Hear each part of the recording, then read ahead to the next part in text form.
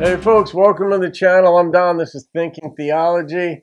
Today we're going to be looking at Ben Shapiro on the difference between Christianity and Judaism.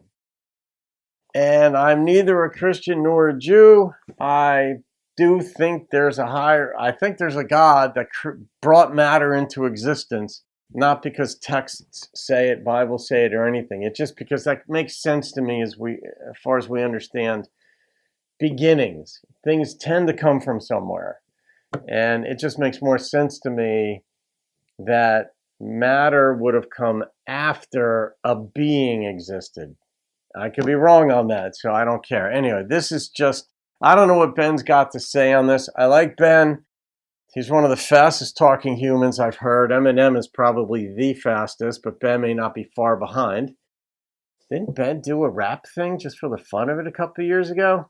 Anyway, let's see what he says about the difference between Christianity and Judaism, because he's a Jew. So let's see. When you talk with people who are Christian and Jewish and you have sort of interfaith conversations, the original one-sentence conceit and the difference between them is that what you hear from Jews is Judaism is acts-based and Christianity is faith-based. Christianity is about the acceptance of Christ. When you accept Christ, then you've accepted what you need to accept, and everything flows therefrom. And Judaism says it's not just about accepting God, it's all these mitzvot, right? There are all these commandments that you have to do, and these are what perfect you as a human being. It's the performance of these commandments, accepting God's sovereignty because he's the one who gave the commandments, but you actually have to act in the world, and if you don't act in the world, then you haven't fulfilled your responsibility in the world. Yeah, that's a pretty good summary in 36 seconds or less, that acts are very important. And in a sense, for Christians, you could be an armchair believer. If you believe that God raised, Romans 10:9 and 10, if you believe that God raised Jesus from the dead, you will be saved.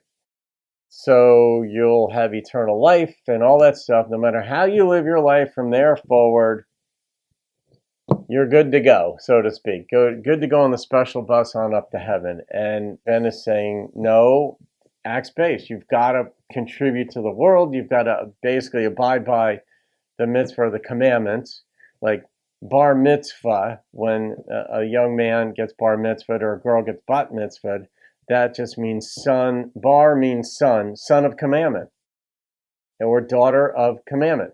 And so you're going to be doing these good acts throughout the course of your life. Presumably, that's the goal. You've got to act. You can't just be a jackass to people. But yeah, that kind of sums it up.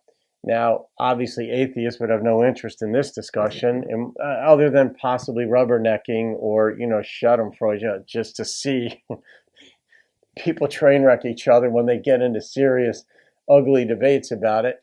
Maybe it justifies, their own stance on atheism, on one's own stance. But, we all look for some justification for our views in odd places at times. But that's neither here nor there as far as the validity goes of this. I was just curious to see what Ben had to say about it. So there you go, folks. You can leave your comments on that one too. The channel is open to discussion about theological topics, and I include a theological analysis, even if you're steadfastly opposed to the belief in God, belief in biblical text, sacred text, anything. If you're just purely, say, scientific or just anti this belief in another supreme being or being of any kind other than those we could see, then meaning people, then or animals for that matter, then just have at it. And try to be civil about it, if you will. But anyway, all right, guys. Hope you enjoyed that. See you on another video, and keep thinking theology.